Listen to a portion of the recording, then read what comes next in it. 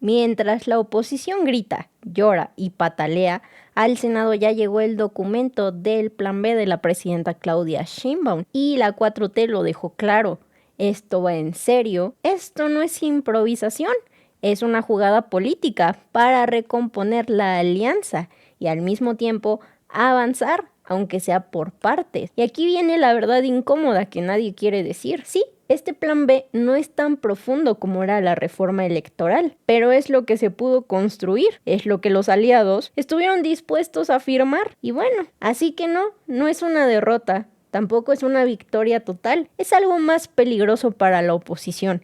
Es una jugada que los vuelve a meter al juego, que recompone al bloque y que los deja otra vez sin narrativa, porque mientras ellos siguen atrapados en el pasado, el tablero se volvió a mover y esta historia apenas comienza.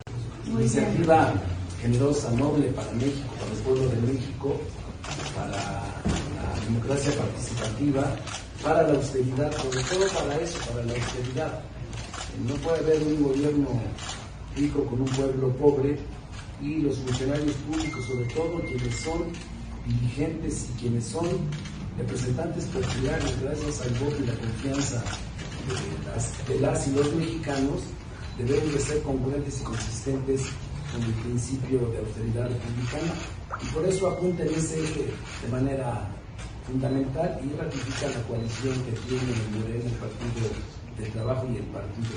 Gracias, presidenta. Gracias.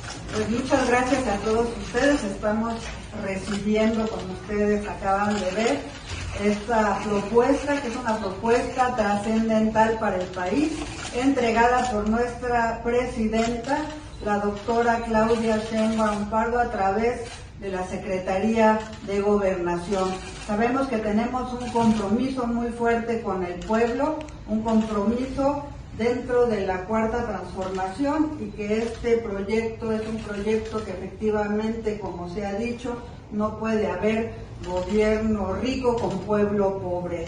Por tanto, consideramos que va a contar con el apoyo y que en eso estaremos trabajando contundentemente a partir de estos momentos. Muchas gracias a todos por su atención. Pues aparece Ricardo Monreal bajando el balón, explicando lo que de verdad trae este plan B. Y aquí es donde se pone interesante, porque sí, no es la reforma electoral propuesta desde un inicio, es algo más acotado, pero trae cambios que les pegan directo, donde más les duele. Pero claro, esto no te lo va a decir la oposición, esto no lo van a sacar en los medios convencionales. Y con todo esto, el día de hoy se vuelve a encender el tablero político en México. Y no es cualquier movimiento, es el famoso y ansiado plan B de la presidenta Claudia Sheinbaum. Y ya fue enviado al Senado, pues esta vez no se arriesgó a mandarlo a los diputados. Y que una vez más la traición volviera a suceder, y es que ya ni siquiera en Monreal se puede confiar. Me gustaría nada más saber su punto de vista.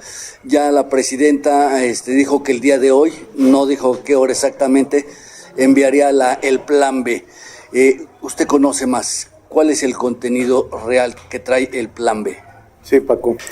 Bueno, la presidenta Claudia Sheinbaum hoy ha mencionado, gracias Paco, el envío del plan B, lo que ella ha llamado plan B en materia de reforma electoral. Es una reforma sustancial. Algunos han querido minimizarla, yo no lo hago. Creo que es el propósito de la presidenta Claudia Sheinbaum de ir reduciendo los costos que generan los partidos, los procesos electorales y la materia electoral en sí, en términos generales. Y Paco, son 4 artículos de la Constitución.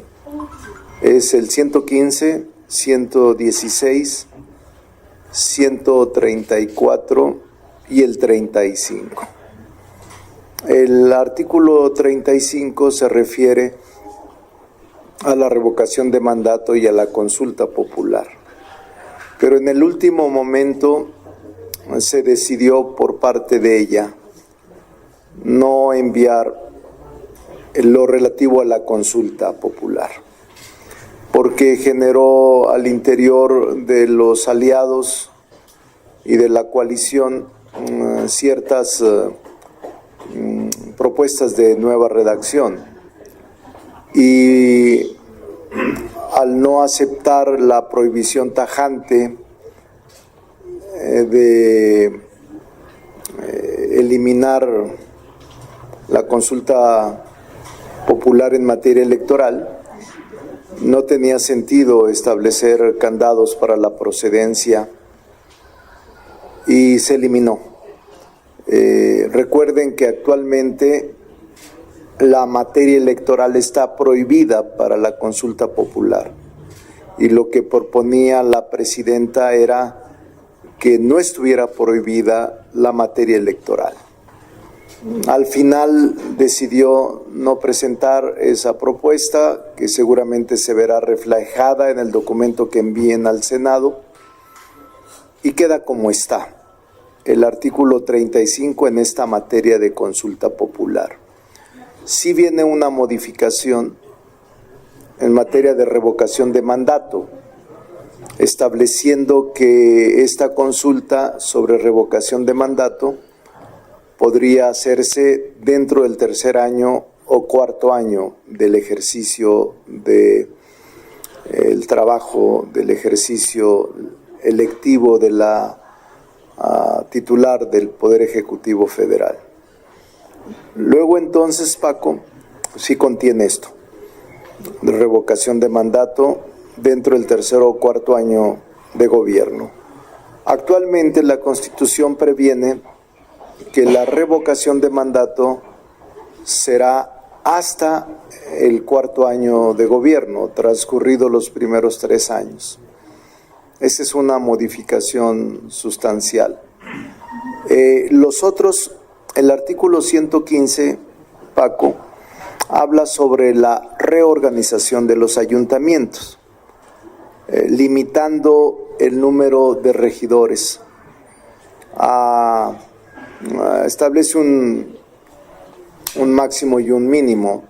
Establece un mínimo de 7 hasta un máximo de 15 los regidores, y una sola sindicatura, porque hay estados donde tienen en su ley, en su constitución, varios síndicos. Entonces ahora se somete y se limita a un solo síndico y a 7 mínimo de regidores hasta 15. El artículo 116, Paco, fija un límite al presupuesto de los congresos estatales, y de modo que no se exceda en un porcentaje del 0.70% del presupuesto de egresos de cada entidad. Es lo que contiene, y también procura reducir el número de diputados de acuerdo con la población, aunque no lo prevé en el artículo 116. Y el artículo 134, Paco, establece el tema de las remuneraciones de los servidores públicos, que deben ajustarse estrictamente a los límites constitucionales.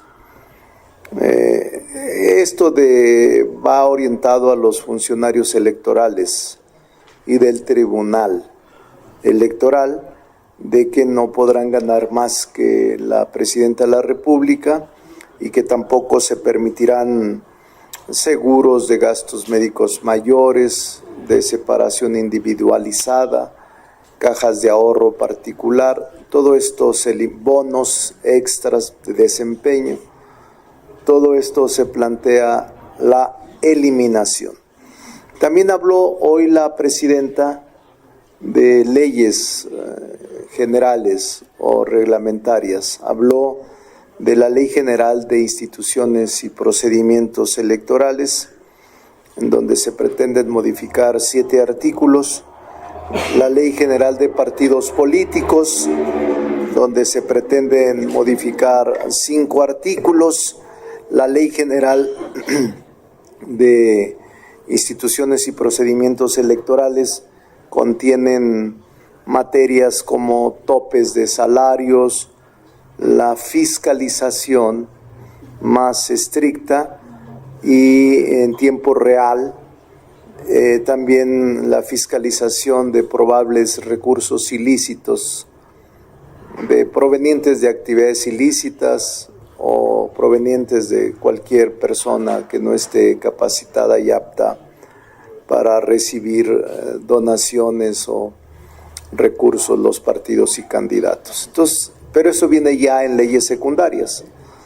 Eso es en términos generales lo que le puedo contar. Gracias, coordinador.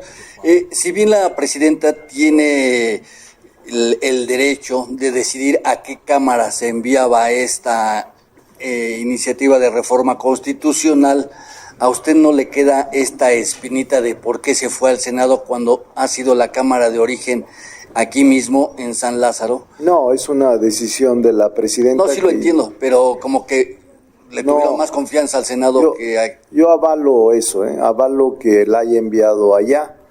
Es un acuerdo que se tomó por parte de ella. Le voy a decir por qué fundamentalmente, Paco. Porque aquí tenemos una carga legislativa mayor y porque mañana iniciamos, mañana o pasado, iniciamos el proceso de renovación de consejeros del INE. Vamos a mandar la convocatoria mañana, si la Junta de Coordinación Política lo autoriza, o el jueves. Y va a ser un trabajo pesado, desde la selección del Consejo Técnico hasta la recepción de aspirantes y candidatos, examen y todo lo que implica una renovación de este tipo. Entonces la Cámara de Diputados tiene una carga, ayer lo mencioné en un video, pero aquí se lo repito, tiene la Ley Federal de Procedimiento Contencioso Administrativo pendiente de dictaminar y de votar, la ley para impulsar el incremento sostenido de la productividad y la competitividad de la economía social, tiene el Código Penal Federal en materia de delitos contra el ambiente y la gestión ambiental, tiene la Ley Federal del Trabajo sobre en materia de derecho de personas, trabajadores, artistas, intérpretes y ejecutantes, tiene una ley de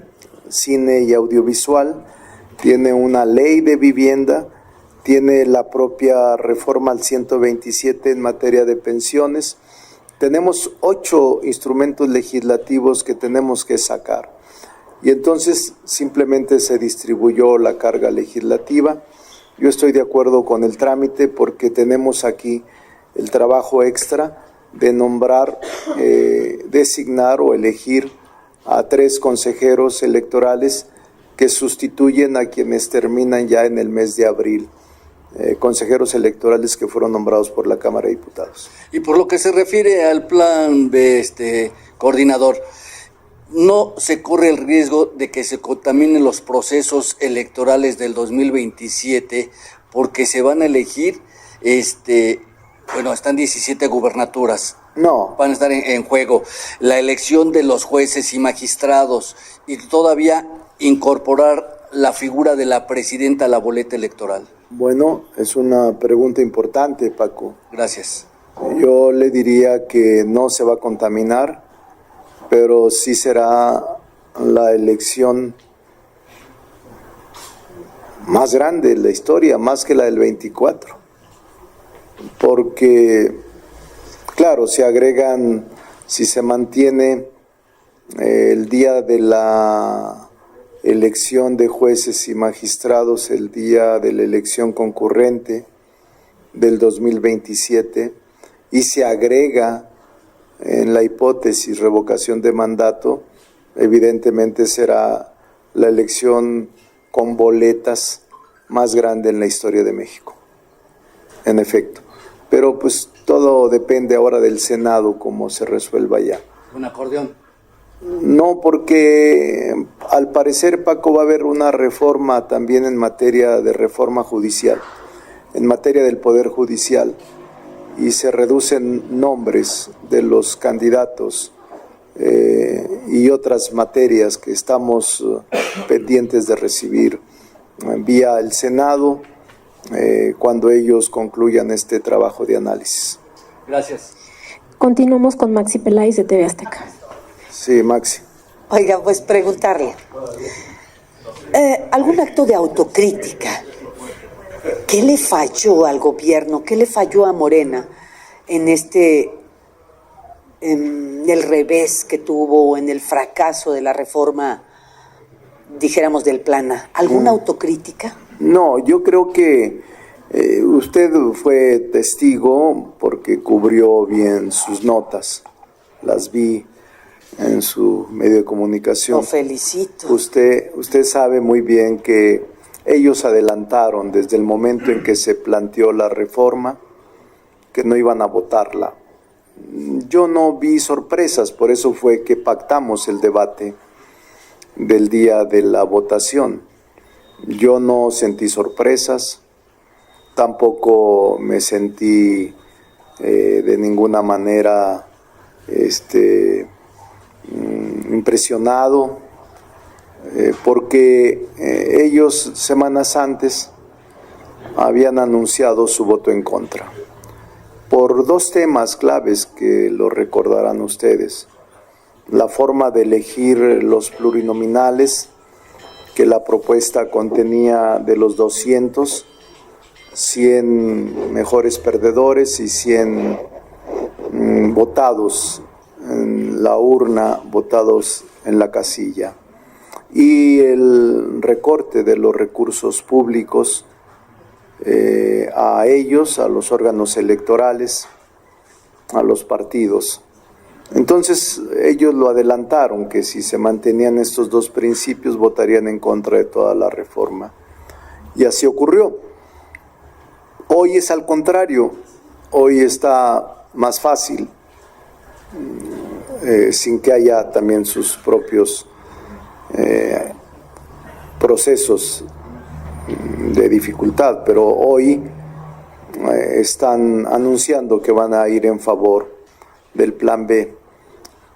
Es decir, en el Plan A de la reforma electoral anunciaron que votarían en contra, siempre. Sí, yo le preguntaba de una autocrítica que tenga que hacer a todo este proceso que se hizo en torno al Plan A, que llevó a que los aliados no votaran con Morena. Yo digo que desde el momento... ¿Autocrítica no cabe? No hay, porque desde el momento en que planteó la presidenta el Plan A, desde ese momento ellos dijeron no vamos a ir. O sea, no había forma, pues, de que se les convenciera de lo contrario. Entonces mi pregunta iría, ¿no hubo soberbia del gobierno al ponerse a redactar solamente y tomar la iniciativa ellos de redactar esta iniciativa, que tiene todo el derecho de hacerlo sin tomar en cuenta a los aliados desde un principio? Yo digo que no hubo soberbia del gobierno. Al contrario, la presidenta simplemente tradujo, plasmó en el documento de la iniciativa el sentimiento popular, plasmó lo que ella consideró un compromiso de campaña y una actitud congruente con lo que había escuchado a través de sus giras de trabajo. No vi en ningún momento soberbia, sino al contrario, humildad de la presidenta para que ese mismo día que se votó llamara a los aliados a no romper la alianza y a continuar trabajando por México en el Plan B. Eso es lo que yo observé. No observé ninguna actitud de soberbia del gobierno, ningún despropósito, ningún exceso, sino el cumplimiento de uno de sus compromisos, que era presentar esta propuesta de reforma electoral. Diputado, en otro tema también preguntarle respecto a esta convocatoria que van a lanzar para elegir a los 3 consejeros. Estos 3 consejeros serían los últimos del consejo anterior. Sí. Es correcto, ¿no? Sí, cumplen su mandato, Maxi. ¿Qué garantías hay de que no habrá dados cargados? Porque digo, ahorita el Vox Populi, el sentimiento ciudadano o lo que se manifiesta, en redes sobre todo, es que hoy en día tenemos un Consejo General del INE en su mayoría cooptado, a favor de Morena, a favor del propio gobierno. ¿Qué garantías hay de que realmente estos 3 integrantes que van a nombrar pues sean realmente autónomos, sí, que no respondan a intereses partidistas? No, garantías plenas de que seleccionemos los más profesionales, con principios de independencia, autonomía e imparcialidad. Y yo diría que al contrario, lo que el Consejo ahora es un órgano equilibrado, no es del gobierno, no obedece a consignas del gobierno, al contrario, se ha destacado porque actúan con autonomía e independencia, aún en contra del gobierno y del partido en el gobierno, así es de que yo considero que va a continuar siendo autónomo, imparcial y autónomo, y nosotros vamos a procurar porque así sea y seleccionar los 3 mejores perfiles que le garanticen al país seguir trabajando con estas características y estos principios de objetividad, transparencia, imparcialidad y profesionalismo. Siguiente pregunta, Fernando Damián, de Milenio. Fernando. Gracias, buenas tardes, coordinador. Sobre la decisión de la presidenta Sheinbaum de retirar finalmente la propuesta de incluir la materia electoral en el articulado de consulta pública, preguntarle, diputado, ¿hubo algún amago de los aliados Partido Verde y PT de votar en contra del Plan B en caso de que se insistiera en este tema? Y si en su caso esa circunstancia habría puesto en peligro la mayoría calificada para aprobar el proyecto. No hubo ningún amago, Fernando.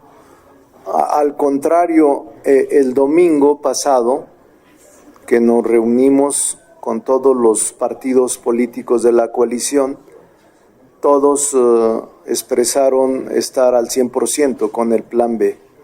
Todavía el domingo tenía contemplado en el artículo 35 la propuesta de la consulta popular.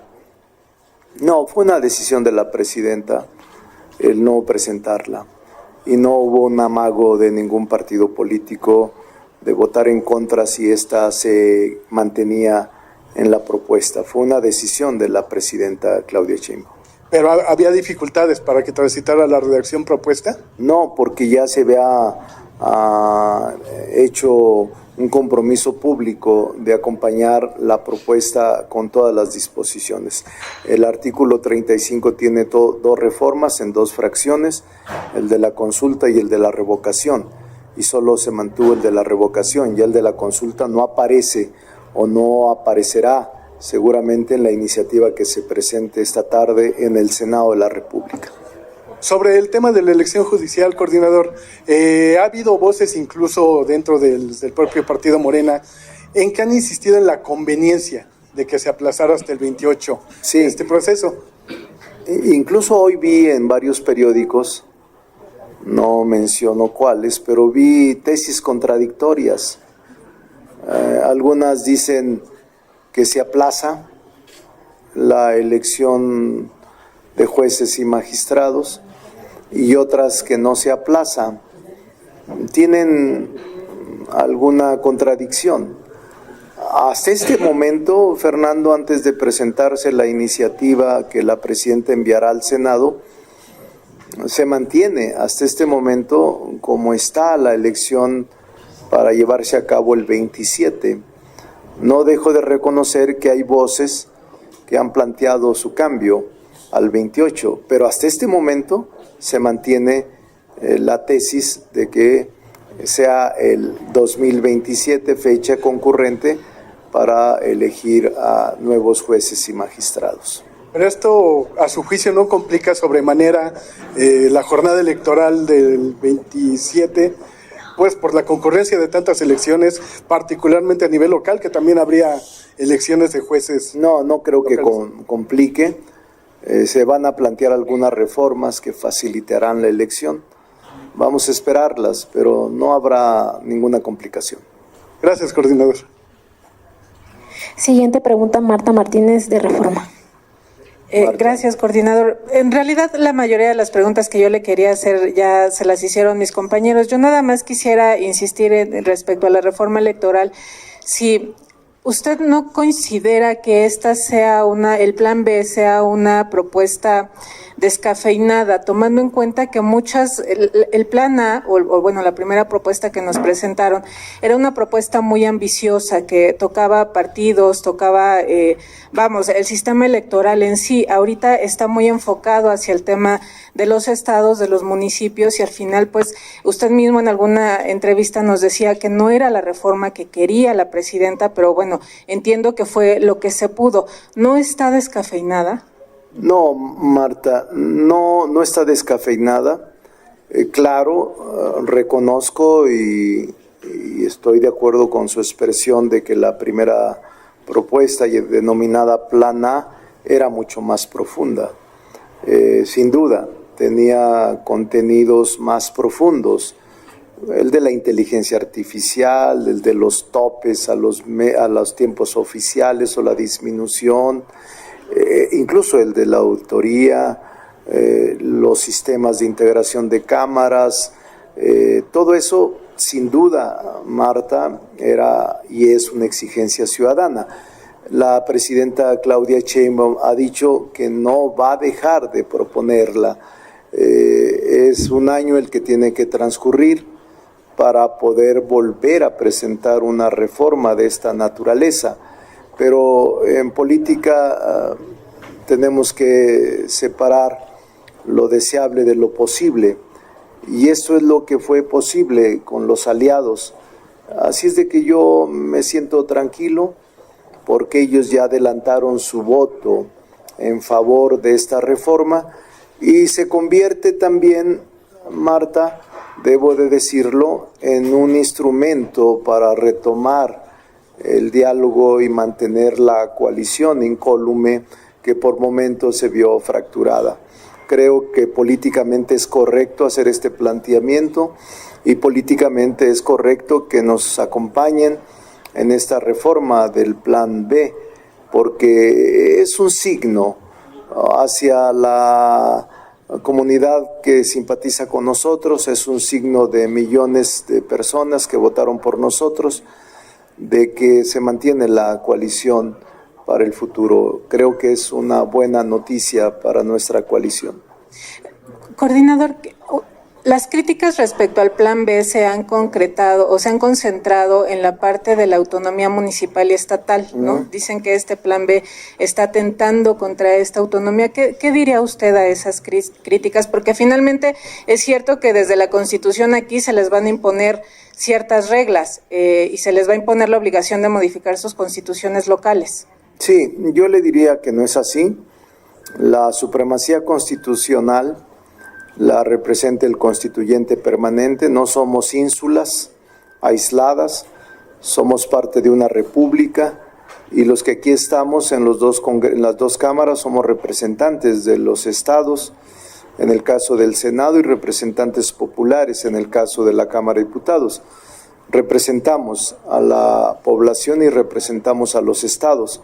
Y cuando se acude a la supremacía constitucional, no hay tesis que valga, ni tampoco que proponga o que presuma que habrá restricción al federalismo o que habrá agresión al pacto federal. No es así, y todo sigue siendo parte del federalismo mexicano que hemos construido a través de los siglos. Pero espérate, porque aquí nada es sencillo. Los aliados ya dijeron que lo van a apoyar. Sí, ahora según sí van juntos, pero detrás de este aparente acuerdo hay tensión, hay sospecha y hay una pregunta que nadie quiere responder de frente. ¿Este plan B es una jugada estratégica o un parche para recomponer lo que se rompió? Porque los aliados quedaron súper mal parados y el pueblo ya se las está cobrando. Entonces tal vez quieren componer las cosas, porque después del desastre de la reforma electoral, donde hubo traiciones, jaloneos y fracturas, hoy nos quieren vender esto como siempre sí vamos con ustedes, seguimos siendo 4T,